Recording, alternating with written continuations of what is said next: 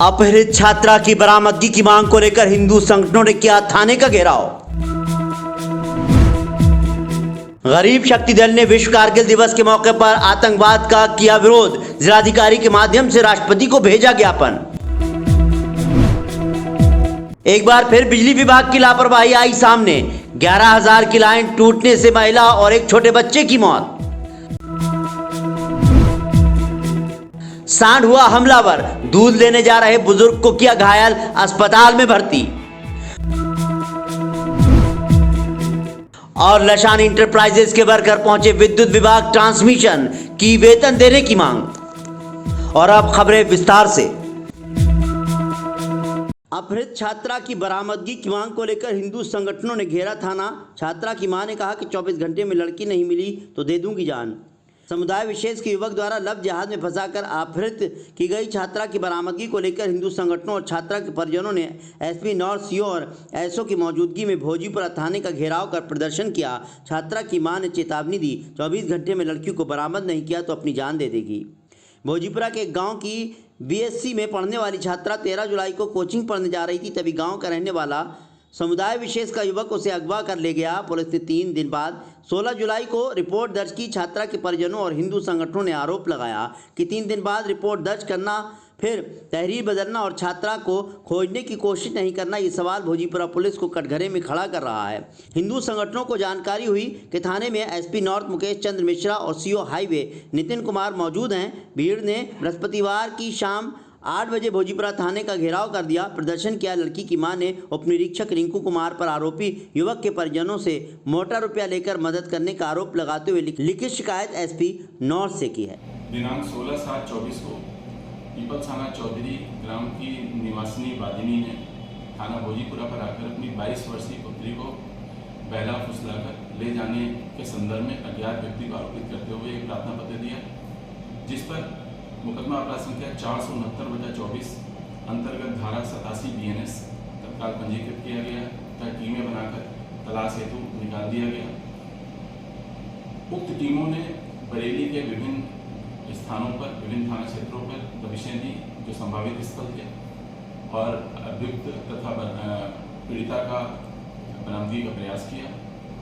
इसके उपरांत electronic surveillance की सहायता से अभियुक्त की सुरागशी की गई और दिल्ली के थाना जगतपुरी जनपद शाहजरा, थाना लक्ष्मीनगर जनपद पूर्वी दिल्ली, थाना मधु विहार जनपद पूर्वी दिल्ली, थाना दयालपुर जनपद उत्तरी दिल्ली, थाना शंकरपुर जनपद पूर्वी दिल्ली में संभावित स्थानों पर दबिशें दी गई हैं। इलेक्ट्रॉनिक सर्विलांस तथा अन्य माध्यमों से अभियुक्त का नाम प्रकाश में लाया गया। अभियुक्त मोहम्मद अरशद पुत्र मोहम्मद मुख्तार निवासी पीपल थाना चौधरी के ऊपर विवेचना प्रारंभ की गई तथा विवेचनोपरांत धारा 325 SC एक्ट तथा धारा 351 उत्तर प्रदेश विधि विरुद्ध धर्म परिवर्तन अधिनियम 2001 की बढ़ोतरी की गई है। कल दिनांक 25/7/24 को परिजनों द्वारा थाना भोजीपुरा में आकर पूर्व विवेचक के विरुद्ध कुछ आक्रोश व्यक्त किया गया, जिनका पक्ष मेरे द्वारा तथा क्षेत्राधिकारी के द्वारा धैर्यपूर्वक सुना गया तथा पूर्व विवेचक के विरुद्ध जांच रिपोर्ट उच्चाधिकारी को प्रेषित की गई है और विवेचना तत्काल प्रभाव से क्षेत्राधिकारी हाईवे को सुपुर्द की गई है। अग्रिम विवेचना क्षेत्राधिकारी हाईवे करेंगे तथा इनमें 3 टीमें बनाकर तत्काल पुनः निकाली गई है और संभावित स्थलों पर दबिश दी जा रही है। शीघ्र ही बरामदगी कर आवश्यक विधिक कार्रवाई संपादित की। गरीब शक्ति दल ने आतंकवाद का किया विरोध। विश्व कारगिल दिवस के मौके पर गरीब शक्ति दल ने बरेली जिलाधिकारी के माध्यम से राष्ट्रपति को एक ज्ञापन भेजा। गरीब शक्ति दल के कार्यकर्ताओं का कहना है कि हम लगातार सन 2000 से मांग कर रहे हैं कि विश्व आतंकवाद निरोधक विधेयक कानून को पास किया जाए, जिससे कि हमारे सीमा पर हमला करने वाले आतंकवादी की वजह से हमारे सेना के जवानों को अपनी जान न गंवानी पड़े। इस मांग को लगातार गरीब शक्ति दल कई वर्षों से प्रधानमंत्री और अन्य बड़े नेताओं तक पहुंचाने का कार्य कर रहा है। गरीब शक्ति दल का कहना है कि सरकार को चाहिए कि जल्द ऐसा कोई विधेयक पारित कर उसको लागू किया जाए ताकि हमारे सीमा पर आतंकी हमले में शहीद होने वाले जवान सुरक्षित रहें। अगर उसके बाद भी यदि कोई आतंकवादी गतिविधि होती है या कोई आतंकवादी संगठन ऐसा कदम उठाता है तो इस कानून के माध्यम से 10 करोड़ रुपए की धनराशि उस शुल्क से वसूली जाए और सजा मौत का प्रावधान किया जाए।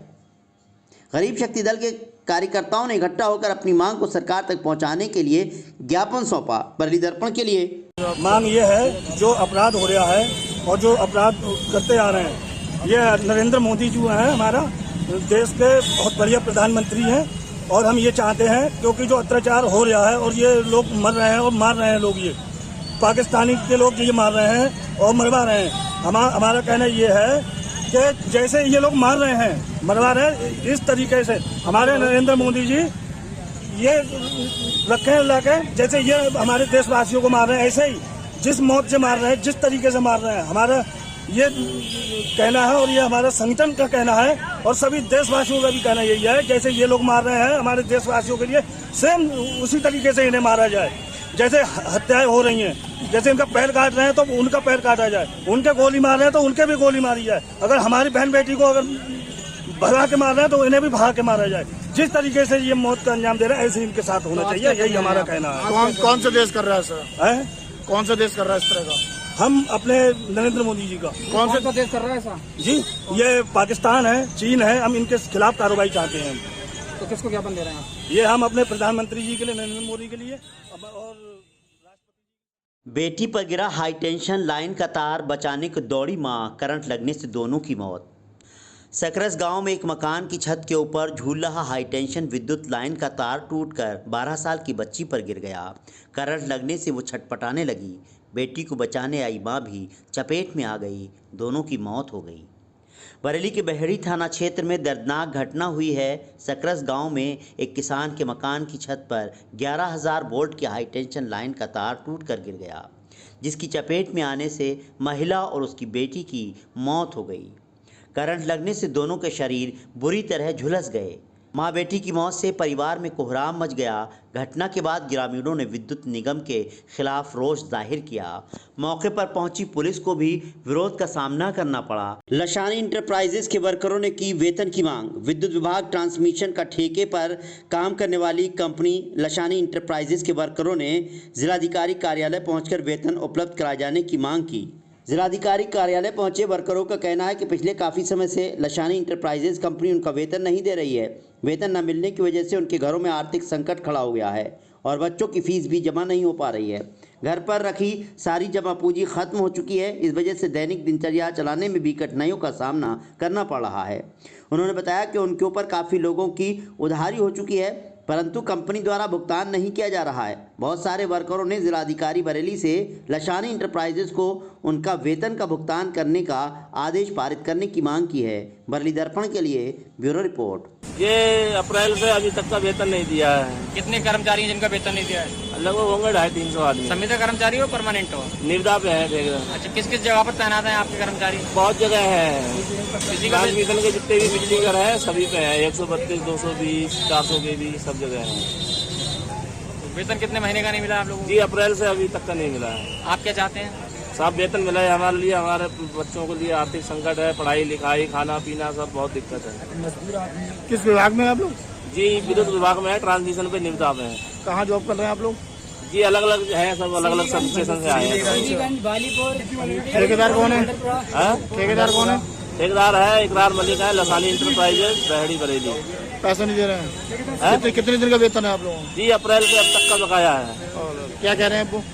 मुझे कह रहे हैं हमारा बिल नहीं हुआ, बिल होगा तब देंगे। तो आज किससे शिकायत करने आए?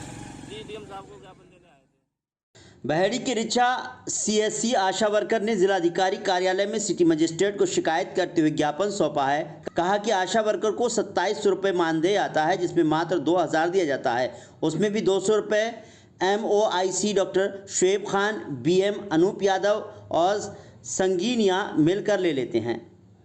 इतना ही नहीं, आशा वर्कर को अस्पताल में बुलाकर उनका शोषण भी किया जाता है। कोई आशा वर्कर पेमेंट लेकर CSC पहुंचती है तो मरीज से 2100 रुपये अवैध वसूली की जाती है। विरोध करने पर आशा वर्कर को निकाल देने की धमकियां दी जाती हैं। उन्होंने आरोप लगाया कि 12 जुलाई को 3000 रुपये खाते में आए थे। 2000 रुपये संगनी द्वारा तुरंत ले लिए गए। जो आशा वर्कर रिश्वत देने से मना करती हैं तो उनका पैसा खाते में डालने से रोक दिया जाता है। ये भी बताया उक्त CSC रिचा MOIC और BM ने CSC में बाहर के व्यक्ति को रख लिया है, जो अजीत गुलशन है, वो भी आशा वर्कर से अभद्र व्यवहार करता है। इस गतिविधि से संबंधित स्वास्थ्य विभाग के उच्च अधिकारियों को शिकायत की जा चुकी है, लेकिन कोई कार्रवाई नहीं हुई। बरली दर्पण के लिए समस्या ये है कि वहाँ पे बहुत बदतमीजी हो रही है। जो बीएम है ना, अनुप यादव है, तो वो एक आशा से ये कह रहा था कि आप तो मेरी हो और अगर आप चाहो तो मैं आपके घर आ जा रहा हूँ, आपके बच्चे तो नहीं है घर पर। इस तरीके से अगर उसके साथ बदतमीजी कर रहा है, कल को हमारी आशा बहनें वहाँ अकेली भी जा रही हैं, वो कुछ भी कर सकता है। कहाँ का रहने वाला हो? कहाँ ड्यूटी करता हो? वो रिछा CSC पे रहता है, BM है। और सर वहाँ पे अगर बात की जाए तो वहाँ पे सारे ही मतलब जो भी वहाँ पे मतलब हैं बैठे हुए, मतलब वो सारे ही उल्टी ही मतलब बदतमीजी से ही पेश आते हैं हम लोगों से। मानदे क्या मतलब जो 2000 रुपये आते हैं उसमें से भी 200 रुपये लिए जाते हैं हम लोगों से। 3 आ रहे हैं तो 3000 रुपये आ रहे हैं तो उसमें से 2000 रुपये मांगते हैं जी। हमें मतलब कुछ ज़्यादा नहीं चाहिए, बस हमें हमारा पूरा पैसा मिले, बस हमें एक्स्ट्रा बोलते हैं एक्स्ट्रा है ये पैसा, हमें एक्स्ट्रा कोई पैसा नहीं चाहिए। जी हम मतलब फील्ड में काम करते हैं, सर्दी हो, धूप हो, बरसात हो, कुछ भी हो, और क्या कहते हैं फिर भी मतलब ORS भी बांटते हैं वगैरह, सब कुछ काम करते ही हैं, लेकिन फिर भी हमारी कोई भी सुनवाई नहीं हो रही कहीं पे भी, और हमारा पैसा मतलब आधे से ज्यादा कट रहा है और हमें बहुत ही कम मिल पा रहा है। हर चीज में कमीशन मांगते हैं। हाँ, हर चीज में कमीशन है, हर चीज में कमीशन। बस 12 मार्च को पैसे डाले थे 12,000, उसमें से 6,000 ले लिए। अभी 3,000 डाले थे, उसमें से 2,000 ले लिए। अब ये बात अभी से नहीं, कम से कम 5 सालों से ये सब चल रहा है, अभी से नहीं 5 सालों से चल रहा है ये सब। हम कब तक चुप बैठे? विरोध करने में धमकी मिल रही है? हाँ बिल्कुल मिल रही है, बिल्कुल धमकी दी जा रही है। लेटर बना दूंगा, मैं ये कर दूंगा, वो कर दूंगा। अरे जिसको जो करना है वो करो। अब हम भी अपने पे हैं, तुम भी अपने पे हो जाओ, बात खत्म। अगर ये मांग आपके नहीं मानते हैं ये लोग तो क्या धरना प्रदर्शन करेंगे, क्या करेंगे? जी सर, हम तो मुख्यमंत्री तक जाएंगे और क्या, यहाँ नहीं सुनी जाएगी तो फिर अब आगे बढ़ेंगे। हम तो स्वतंत्र हैं। नशा देकर बनाए अश्लील फोटो दिखाकर करता था ब्लैकमेल, आरोप कई बार किया दुष्कर्म। थाना आंवला क्षेत्र के एक मोहल्ला कस्बे के रहने वाले व्यक्ति ने अपने परिवार और क्षेत्रवासियों के साथ SSP को शिकायत करते हुए बताया कि उसकी 15 वर्षीय नाबालिग पुत्री के साथ पड़ोस में रहने वाले अरुण पुत्र महेश और शितव पुत्र अर्जुन ने लगभग 2 माह पहले बलात्कार किया था। साथ ही अश्लील फोटो भी खींच लिए थे, जिससे वो लगातार ब्लैकमेल कर संबंध बनाते रहे। घर ठहरने पर पीड़िता को अगवा कर आंवला के मनोना में डॉक्टर अनीता से गर्भपात करवा दिया। प्रार्थी ने बताया कि 18 जुलाई 2024 को पॉस्को सहित बलात्कार का मामला दर्ज हुआ, जिसमें दोनों अभियुक्तों को गिरफ्तार कर लिया गया था। आरोपी के 25 जुलाई 2024 को सिर्फ अरुण को जेल भेजा गया, जबकि 20,000 रुपये लेकर पुलिस ने दूसरे अभियुक्त को छोड़ दिया। इतना ही नहीं, गर्भपात करने वाली डॉक्टर को भी 24 जुलाई को पूरा दिन थाने में बैठाकर शाम को साठगांठ कर जाने दिया। प्रार्थी ने कहा कि पुलिस की इस कार्यशैली से उन्हें न्याय की उम्मीद नहीं है, इसलिए विवेचना किसी अन्य थाने या एजेंसी से कराई जाए। पीड़ित परिवार ने अखिल भारतीय क्षत्रिय महासभा के साथ मिलकर SSP से न्याय की गुहार लगाई है। बरली दर्पण के लिए 2 महीने पहले मैं सितम के घर गई थी खाना देने। उसने कही जी कोल्ड ड्रिंक पी ली, मैंने पी ले तो मैंने पी ली, मुझे नशा हो गया। जब मुझे हल्का हल्का होश आने लगा तो मैं बैठक में थी, उन्होंने गंदा उल्टे वो किए थे, उनने फ़ोटो खींच लिए थे। तो कह रहा देख तो फ़ोटो सितम ने और उन दोनों ने फ़ोटो खींचे थे। तो मुझे ब्लैकमेल करते, फ़ोटो देख के देख फ़ोटो तो मेरे सामने जाए, तेरे फ़ोटो डाल दूँगा उस पर। उस दिन मैं कोटे चावल बेचने गई थी, तो मुझे एक लड़की थी इसमें साथ में, लड़की पीछे सोनम नाम की, और एक औरत को पहचानती, लड़की को जानती हूँ मैं। तो उन्होंने कही देख फ़ोटो देख, तो मेरे फ़ोटो ने देख तो इस पर डाल दूँगा, इंस्टाग्राम पर डाल दूँगा। मुझे छोटा हाथी मुठार के और मुझे सफ़ेद कलर रुमाल लगा दी, मैं बेहोश हो गई। इतना खाने गए, थोड़ा होश आने लगा मुझे, तो मैं एक कमरे में थी, सफ़ेद कलर कमरा था छोटा सा, और हरे हरे पर्दे लगे थे। अरे डॉक्टर नहीं थी, डॉक्टर ने कही घर जाके नहा लेना, कपड़े धो देना सर्फ में डाल के। फिर मुझे उन्होंने टिर्री में ठाल के भी रास्ते में छोड़ दिया। सितम ने और उनने दोनों ने बलात्कार किया है। पापा मम्मी भी घर नहीं थे, जब मैं घर आई थी तो मैं बहन ने देखा था। तो कपड़े खून में सन्ने थे, मैं तलोड़े थे कपड़े खून में, सितम ने और उनने। तो सितम को छोड़ दिया और उनको तो जेल भेज दिया। उसके घर वालों ने तुमने पैसे भर दिया, और जब मैं थाने वो देने गई थी तो उन्होंने उल्टे बयान लिए थे, धमकाया, डराया, पापा को भी धमकाया, मुझे भी डराया।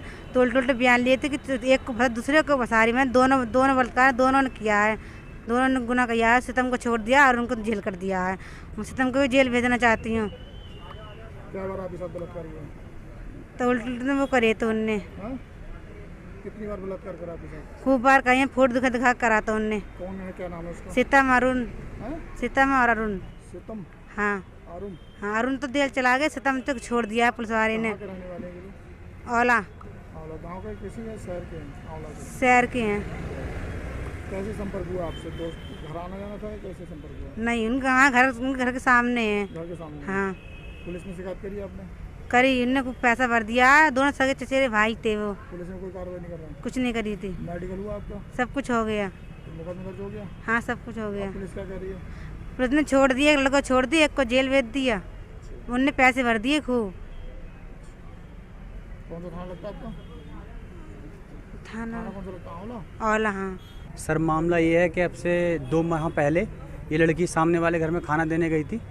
वो प्रजापति समाज के लोग थे और इस लड़की को कोल्ड ड्रिंक में मिला के नशा पिला के उसके साथ दुराचार करा, जिसमें अरुण और सितम दोनों ने इसके साथ मिलकर बलात्कार कराया। उसकी फ़ोटो और मतलब वीडियो बना ली। उसके पश्चात इसने थाने में मतलब 2 महीने के बाद जब ये लड़की चावल बेचने जा रही थी, इस पर अनावश्यक दबाव बनाया कि तू क्या कहते हैं अगर किसी से बताएगी तो हम फ़ोटो और वीडियो वायरल कर देंगे। उसके बाद जब ये चावल बेचने जा रही थी उसको रास्ते से मतलब उठा के ले गया टेम्पो में और मनौना से आगे ले जाके इसका गर्भपात करवा दिया। उसके बाद इन्होंने FIR दर्ज करवाई 18 तारीख को। 6 दिन पुलिस ने अपने पास रखे। 2 लड़के थे जिसमें मुख्य आरोपी अरुण और सितम दोनों पूर्ण रूप से हैं, जिसमें से सितम को पुलिस ने उसे निकाल दिया है पैसे ले दे के। हमारे आंवला थाने की पुलिस में पूर्ण रूप से मिली हुई है। कप्तान साहब के पास आए, कप्तान साहब ने आश्वासन दिया है कि उचित कार्रवाई होगी। पीड़ित परिवार बहुत भयभीत है। वहाँ के जो मोहल्ले वाले इन पर दबाव बना रहे हैं अनावश्यक कि ऐसा कर देंगे वैसा कर देंगे, ये पलायन करने के लिए तैयार हैं और जो उचित से उचित कार्रवाई हो इनके साथ करी जाए। पुलिस काम नहीं कर रही है? बिल्कुल नहीं कर रही है साहब, बिल्कुल मिल गई उन लोगों से? बिल्कुल। घटना कब की है? ये घटना साहब 2 महीने पहले की है और पीड़ित ने 18 तारीख को बल्कि 17 तारीख की रात को 12:15 पे इन्होंने वहाँ पे FIR दर्ज करा दी थी। पुलिस घुमाती रही कि ऐसा और वैसा कि मेडिकल हो रहा है। 164 के बयान भी हो गए। 164 के बयान में लड़की ने पूर्ण रूप से दोनों को दोषी ठहराया है और 161 के बयान पुलिस ने दबाव में लेके पिता के लड़की के बयान बदलवा दिए।